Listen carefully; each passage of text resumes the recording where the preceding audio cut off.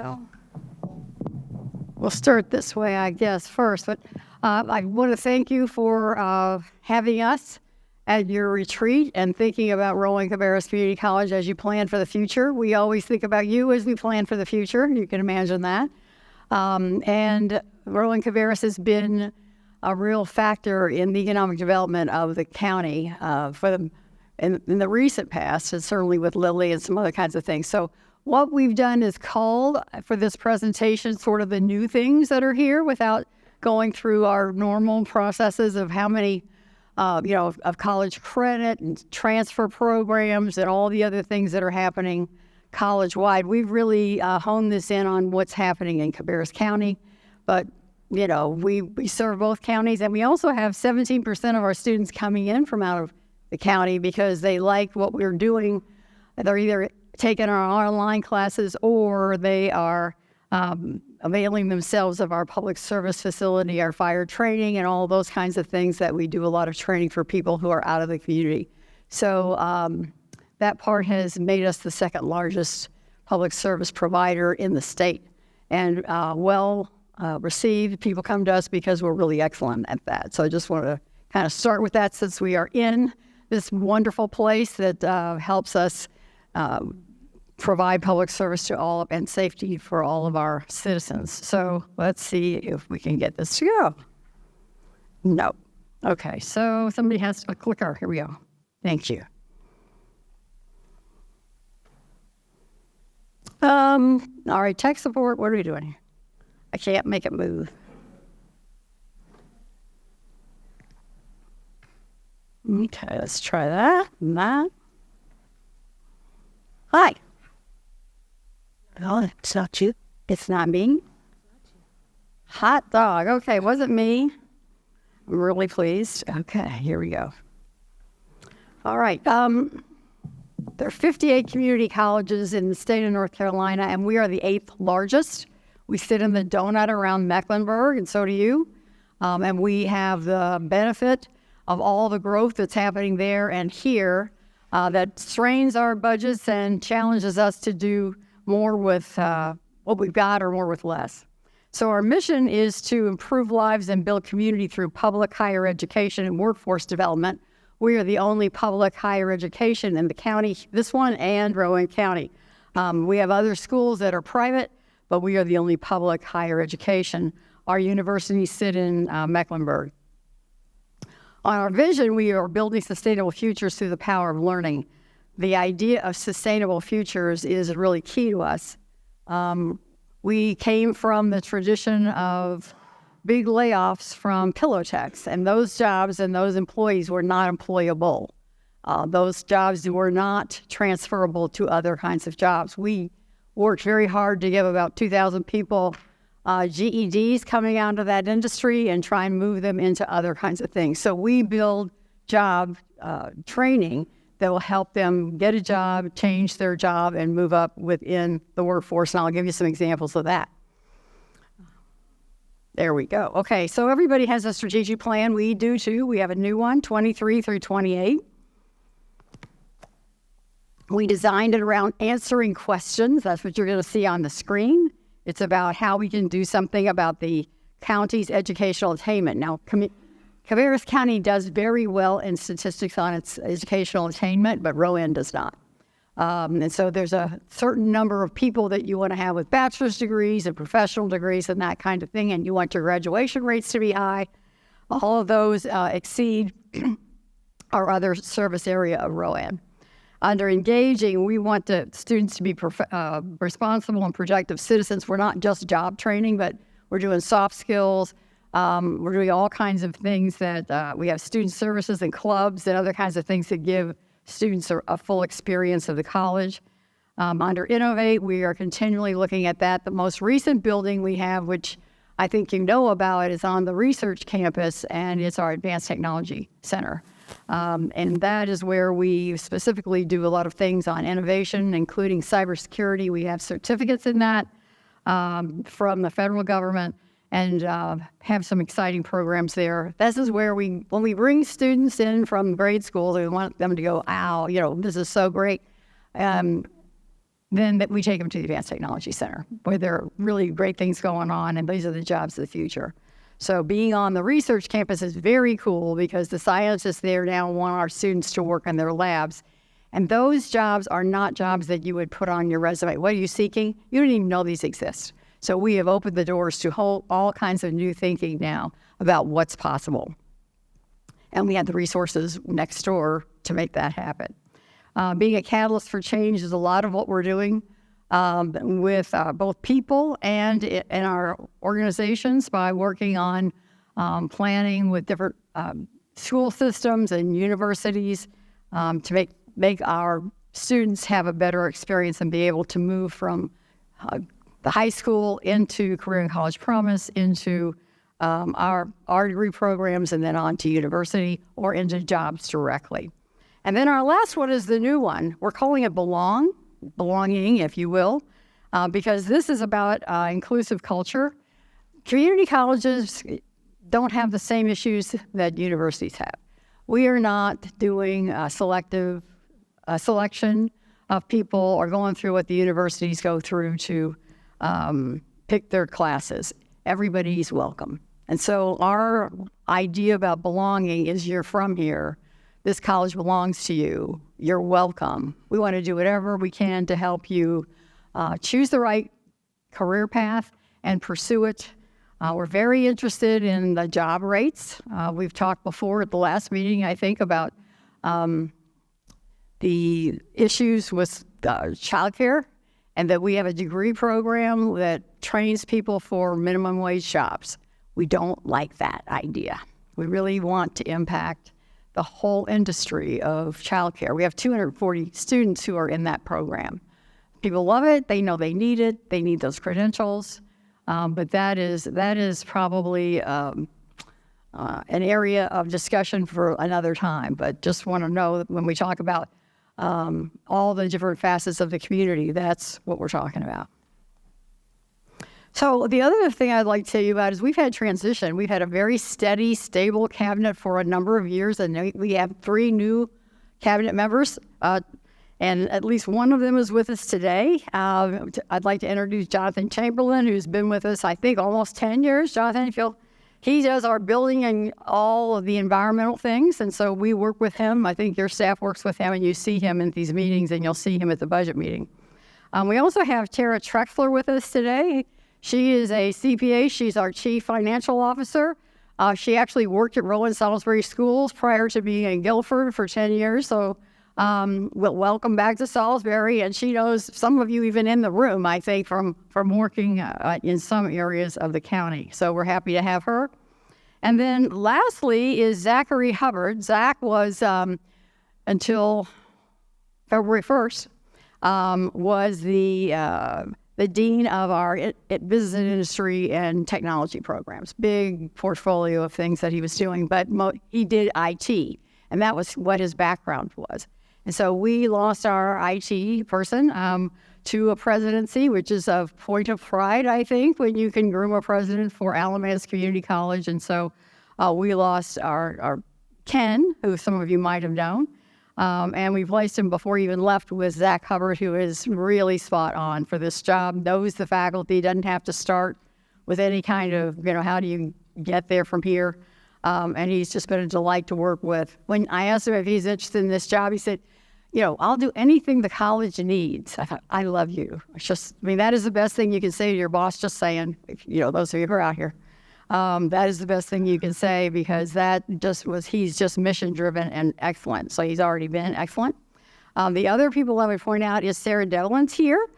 She's our chief of, I already just forgot everything, governance, advancement, and community relations. So she does all kinds of things about communication and keeps us on track, and gets our marketing out there and social media and those kinds of things. So your friends and neighbors and you can find out how to get online and register with us.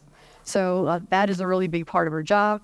The other folks on there is we have our human resource chief, Nikita Eubanks. We have our academic vice president, Michael Quillen, and we have Natasha Lipscomb, who's our vice president for student success.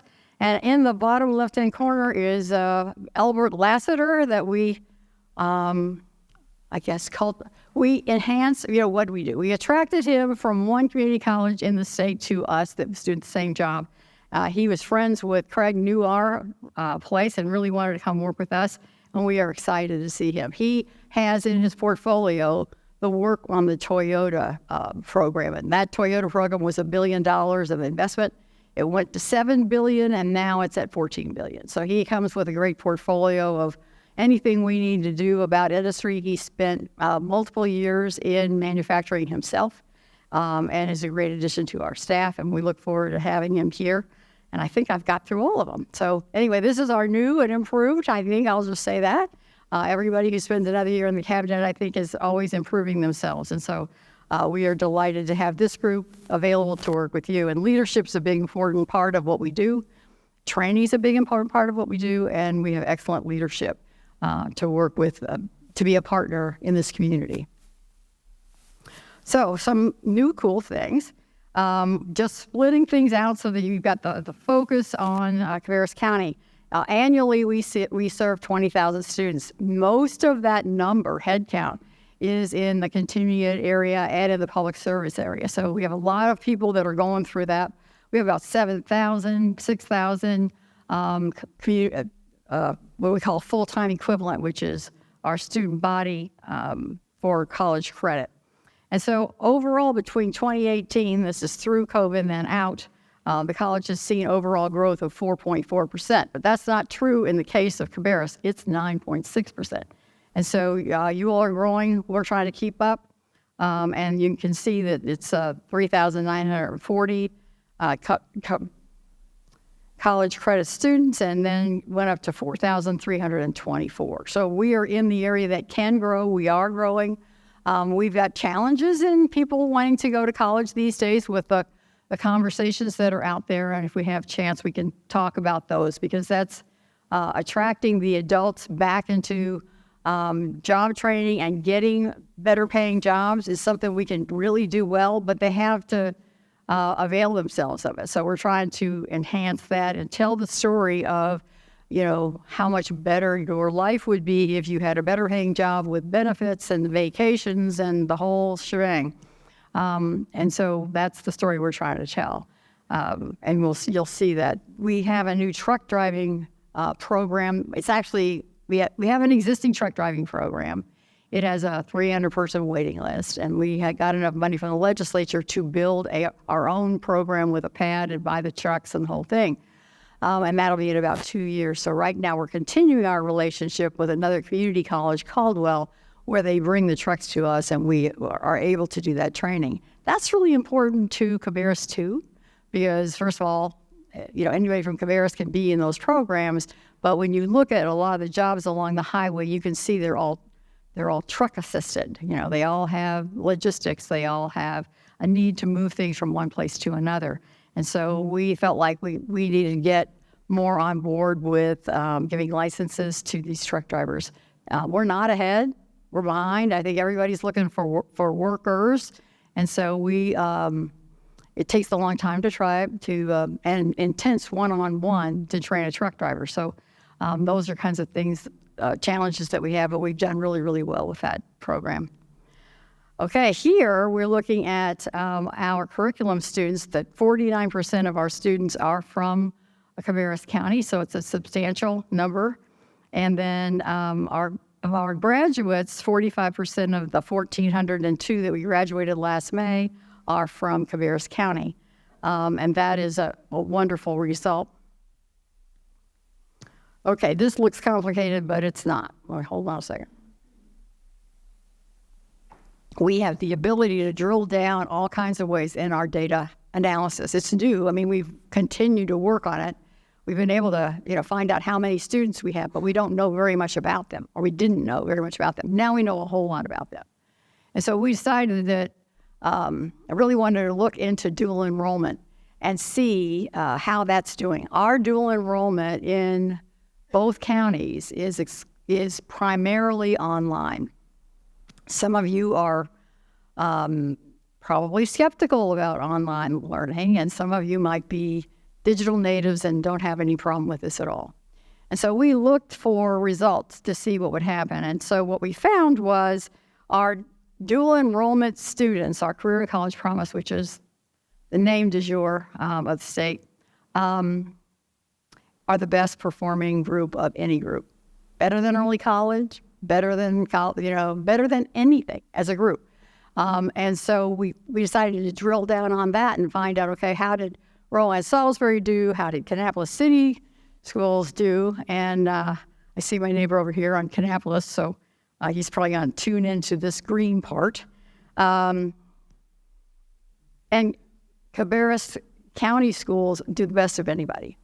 And there's a reason for it. They take it seriously. They have a space that's designated for coming in and taking that course in a classroom with assistants. And they, if you fail a college credit course, that starts your grade point average. These are high-risk situations for students. We don't, we qualify them by making sure that they've got the requisite reading skills and that kind of thing. So their high schools make sure that they have a likelihood of achieving. And for over 7 years, without fail, Cabarrus has done better than any other group. And so when you see Dr. Kopecki, I don't think he even knows this because I did this for a speech I gave last week, and I was surprised to see the differences and then drill down into how are they doing it. And they are doing it very well with a lot of oversight, with a lot of care.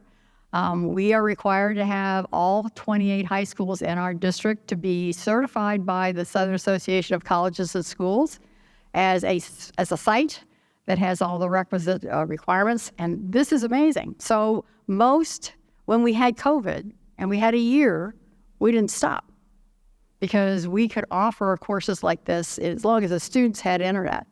On an ongoing basis. And so that helped our nurses graduate. It helped all kinds of challenges that we had. I mean, I would say we had welding in person and a few things like that, but everything else was all remote.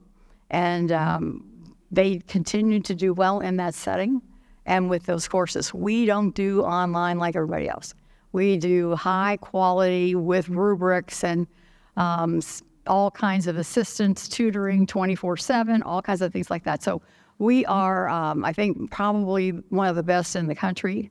And I can say that because I was speaking at the National Association of Instructional Designers and Technology. And many of the states don't have dual enrollment at all, period. And so we've got a great advantage for our students here, and they are taking advantage of it. We see students graduate from high school, regular high school in Cabarrus County, also with a degree because they have worked that in, this is the smartest bunch of mothers I've ever seen. They know how to work this. They work with our counselors and advisors. And this is just a real triumph, probably a national distinction that we didn't even know we had, but we do, and it's working really, really well. We watch a couple things. Here's grade point average, which you see here, 3.15. Which is not that easy to get, and our pass rates and our numbers of students. We started with 500 students in the college 7-8 years ago, and now we have 6,253. And those, if you know that they're getting their high school credit and their college credit simultaneously. So talk about a lifesaver, time saver. You can save it a year or two of college tuition by having a student who goes through this. So we're very proud of it.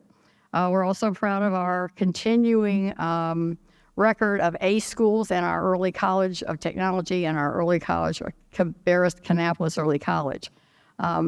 In Rowan Salisbury schools, the only school that's an A is the early college. So we watch how we're doing and what we can do to improve, and we want to knit what we know from Cabarrus into this whole group of Kannapolis City schools and Rowan Salisbury schools to make everybody's experiences excellent as what we're seeing there. Okay, so we'll move on. Okay, so here quickly, we do really well in some specialized kinds of things. This is work-based learning, which is a relatively new emphasis of the state. And we have had in the last 5 years the 4 winners of the state. So we help place students. They do really, really well. And in fact, we even had a Business of the Year in this category. So this is something that we do, and our students have work experience, and that is really the trick to getting a job. So we continue to expand that program. This is one that I think you'll be particularly interested in. We have a BioWork certificate program because we need to serve Eli Lilly and the future biotechnology companies that are coming. This started right before the new year, and we now have we've graduated 38 in 2023, and then we added another 17 at the beginning of this year. This is an interesting program because it's specifically for an Eli Lilly job.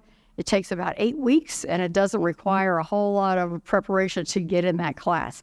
So if you know anybody who's interested in it, our website, I think, is all over this and can help you get in. But the biotechnology, the biosciences are here, and they're coming more and more. So these are jobs of the future.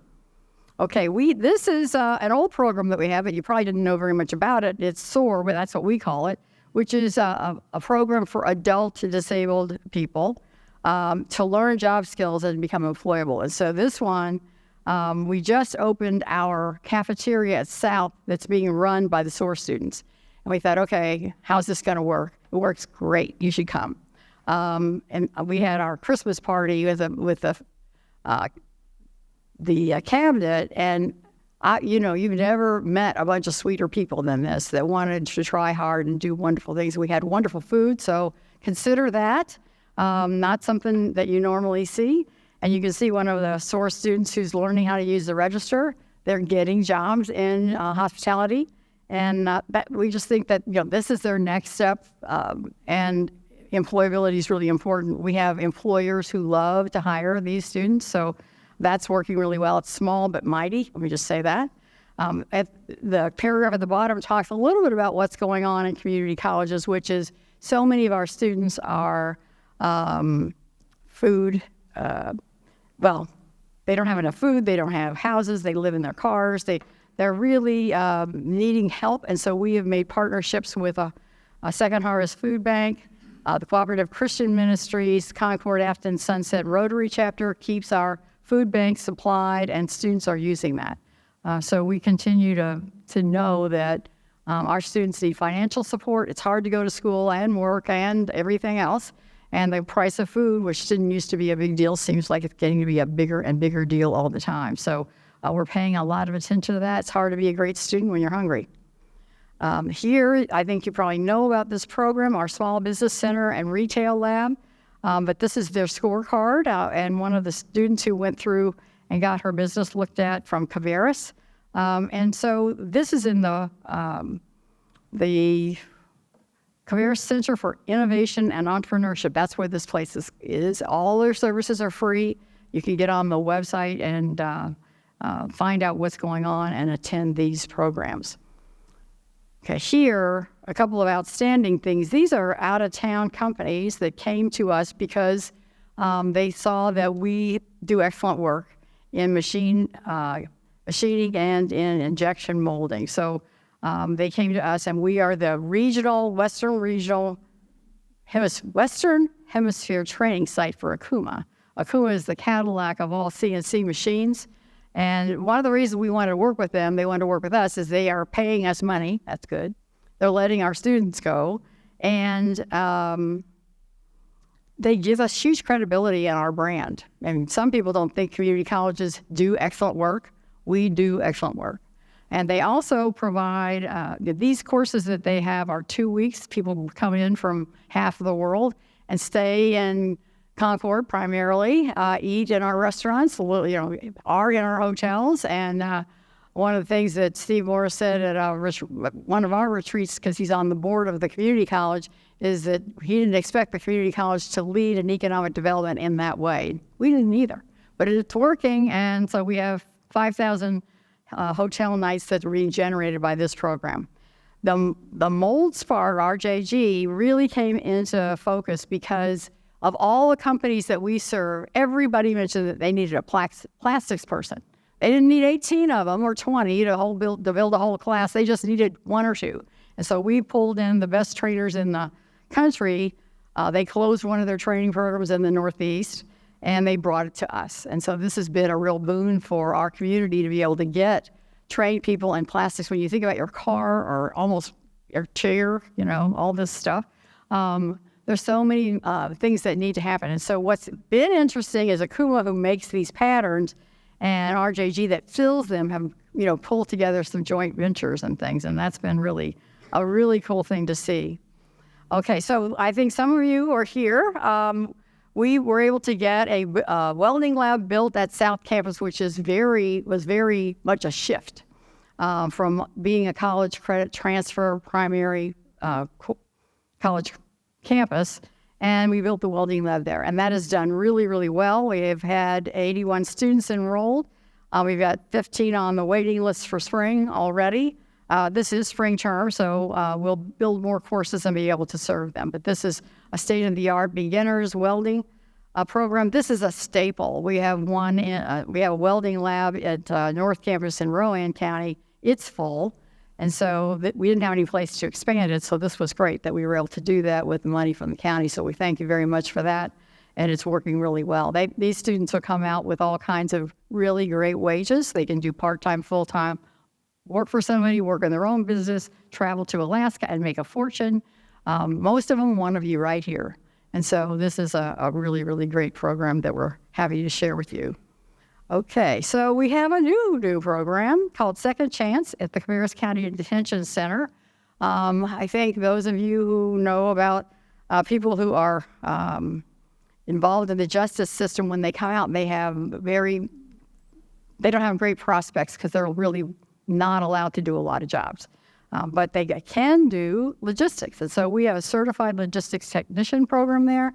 We've just started it, the 4-week course. So we offer it to people who are getting out. There are people, I think, that, employers that really need the skill set, and they don't have, they're not in the healthcare area or any kind of person-to-person kind of thing, which is where you see people who got criminal records blocked out. So this is a new opportunity for them and for us, and we are great to work with Cabarrus County on this one. Then we have an industrial maintenance apprenticeship program. Apprenticeship is a big deal, and we're about done here. And so these are some of our graduates recently. And then we've got a terrific year in law enforcement training. There's a renovation going on at South Campus to provide bigger classrooms so that we can serve this group. And then lastly, here I'd say that we were nominated for the Aspen Prize, which is a big deal in community college world, one of 150 in the nation, and we'll see if we get past the next level to 50, the next level to 25, and if you are number one, you get $1 million. So we are setting our sights on that. We don't know why they picked us this year and why they didn't pick us last year. So when we find that out, that'll be great. So just a little bit of a preview of the future. We are looking at trying to get an aseptic lab to do more jobs for the biotech work. And then we are looking at expanding our nursing program. We have 250 nurses in 3 different sites, in 3 different kinds of places. These are all at the research campus. And we want to increase it by 8% and have a night program because the demand from industry is so great. And then we want to have a new program. That's what this is. A new building that will support the kinds of growth that we see in Cabarrus County, and we'll talk about that later. And then just this. But this is just a review of the graduates, the growth, the short-term enrollment. You can see thousands of people who are involved with us, and that we need increased capacity and updated infrastructure, which we've gotten a lot of help on in the past, and we are going to need it going into the future. So that's what we've done for you lately. Some people say, what are you doing? We're graduating students. We're preparing people for jobs that are here. And we are a great partner, I think, with Cabarrus County. So thank you very much. I'm out of time. Are you taking any questions, or are we just... I don't have a question, but certainly some comments. As you mentioned before, I've had the opportunity to serve on the Board of Trustees at the community college for about the last 11 or 12 years. And so through that experience, I've had an opportunity to interact with a lot of trustees from community colleges in other parts of the state, and been at some of these statewide meetings. And it is always a proud moment for me when we talk about the things that are going on with the community college here in Cabarrus County. And certainly the relationship with Rowan County, I think, is one to be proud of as well, because we work extremely well together. And you've done an excellent job of talking about the programs and how they relate to so many different areas of what goes on here in Cabarrus County, and certainly the economic development piece is a huge one, and it has a big bearing on our ability to attract these companies, to know that they're going to get the training and support that they want when they get here. But I think probably the most impactful thing to me is having employed a lot of teenagers over the past 30 years. I always have those conversations. What are your plans going forward? What are you going to do school-wise? And on many occasions, I have had them to say to me, well, I can't afford to go to college. I can't afford to go on beyond high school. So, and it's been really nice for me to be able to say, yes, you can. And here are some of the programs that are available. So I think it's serving our community extremely well, our young people, our students, the things that are offered in conjunction with our two public school systems. We just need to shout it from the rooftops, that students can actually enroll in these programs and graduate from high school with a 2-year degree already under their belt at no charge, zero, to their parents. And I think the more people that learn about that and take advantage of it, the better it will be for all of our citizens. So thank you for the work that you're doing. Thank you very much for your attention this morning and your support. Yes, sir.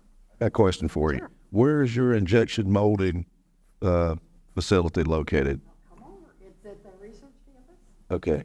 And we have a big lab there, shared, and they are offering classes all the time. So boy, come. So you got injection molding machines, correct? So I need you to give me a contact who I can donate some plastic resin to. Really? Okay, yeah. I've been in plastics for 42 years, and I'm a plastics distributor of the resin you use for injection molding, and I got some I need to get rid of. This is terrific, yes. So let me, yeah. Thank you very much. I didn't know we can get free plastic. Free plastic.